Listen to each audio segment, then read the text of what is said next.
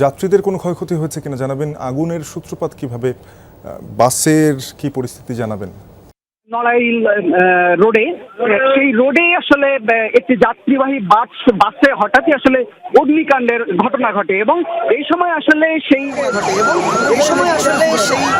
গাড়িতে ভরপুর ছিল এবং এই আগুনের অগ্নিকাণ্ড ঘটেছে। আমরা যতদূর এখানে এসে জানতে পেরেছি, এই আগুনের ঘটনা ঘটেছে ইঞ্জিন থেকেই। এখানে যারা কর্মচারীরা আছেন তারা বলছেন যে গাড়ির যে অগ্নিকাণ্ডের ঘটনাটি ঘটেছে এটা হঠাৎ ইঞ্জিন থেকে এই অগ্নিকাণ্ডের ঘটনাটি ঘটেছে। তারা বলছেন যে তীব্র গরমের কারণে এটা হতে পারে, ইঞ্জিন হঠাৎ গরম হয়ে যাওয়ার কারণে এটা হতে পারে। খুব বেশি কাছে আসলে যাওয়া যাচ্ছে না, আগুনের তাপ এবং তীব্রতা এত বেশি যে খুব কাছে যাওয়া যাচ্ছে না এই মুহূর্তে। এবং আমি গাড়ি থেকে বেশ দূরে আছি, তারপরও এত দূরে আসলে দাঁড়ানো যাচ্ছে না এবং কিছুক্ষণ পরপরই আসলে দেখতেই পাচ্ছেন গাড়ি থেকে বিকট শব্দ হচ্ছে, যে শব্দ আসলে কখনো গাড়ির চাকা পাংচার হচ্ছে, আবার বলছেন গাড়িতে গ্যাস সিলিন্ডারেরও ব্যবস্থা আছে যেটা কিছুক্ষণ আগে ব্লাস্ট করে এবং বেশ জোরে শব্দ হয়। এবং এই মুহূর্তে আসলে দেখতে পাচ্ছেন যে যশোর থেকে ফায়ার সার্ভিসের একটা ইউনিট ঘটনাস্থলে পৌঁছেছে, যারা আসলে গাড়ির আগুন নিয়ন্ত্রণের চেষ্টা করছেন। এবং এই গাড়িতে অগ্নিকাণ্ডের ঘটনা ঘটেছে আরো এখান থেকে 20 থেকে 25 মিনিট আগে। তবে বলাই যায় আসলে আগুনের ঘটনার যে তথ্য ফায়ার সার্ভিসের কাছে যাওয়ার সাথে সাথে খুব বেশি সময় আসলে যশোর থেকে এখানে পৌঁছাতে লাগেনি। মোটামুটি 20 থেকে 25 মিনিটের মধ্যে ফায়ার সার্ভিসও এখানে চলে এসেছে এবং আসলে আমার ফুটেজে দেখতেই পাচ্ছেন যে এই মুহূর্তে ফায়ার সার্ভিসের দমকল বাহিনী, ফায়ার সার্ভিসের কর্মীরা, ফায়ার ফাইটাররা এই মুহূর্তে গাড়িটির আগুন নিয়ন্ত্রণের চেষ্টা করছেন।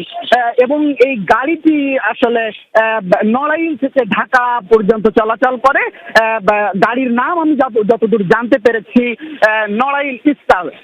এই নড়াইল স্টার পরিবহনটি আসলে নড়াইল থেকে ঢাকা পর্যন্ত চলাচল করে এমনটাই জানতে পেরেছি। এবং স্বস্তির বিষয়, গাড়িতে আসলে পুরো গাড়িটাই এই মুহূর্তে দাউ দাউ করে জ্বললেও গাড়িতে ড্রাইভার, হেল্পার এবং যেসব যাত্রীরা ছিলেন, যাত্রীদের কারোরই কোনো ক্ষতি হয়নি। এটা আসলে স্বস্তির বিষয়। এবং এই মুহূর্তে দেখছেন ফায়ার সার্ভিসের কর্মীরা আগুন নিয়ন্ত্রণের চেষ্টা করে যাচ্ছেন। এক পাশ থেকে তারা পানি ইতিমধ্যেই দেওয়া শুরু করেছেন, আরো একটি মেশিন তারা চালু করার চেষ্টা করছেন। দুই পাশ থেকে আসলে একসাথে পানি দিয়ে গাড়ির আগুনটি নিয়ন্ত্রণের চেষ্টা তারা করছেন এবং আশা করছি যে খুব আর হয়তো অল্প সময়ের মধ্যেই আগুন পুরোপুরি নিয়ন্ত্রণে চলে আসবে। কিন্তু ইতিমধ্যেই আসলে গাড়ির ইঞ্জিন থেকে শুরু করে ভেতরের সিট কাভার সবকিছুই আসলে আগুনে ভস্মীভূত হয়ে গেছে। ইতিমধ্যে আগুন এবং ধোঁয়া দেখে আসলে বুঝতেই পারছেন যে আসলে কিছুক্ষণ আগে আগুনের যে ভয়াবহতা ছিল, আগুনের যে তীব্রতা ছিল, কতটা মারাত্মক ছিল। এবং ইতিমধ্যেই আসলে ফায়ার সার্ভিস ঘটনাস্থলে পৌঁছানোর আগেই গাড়ির আগুন অনেকটাই কমে এসেছিল।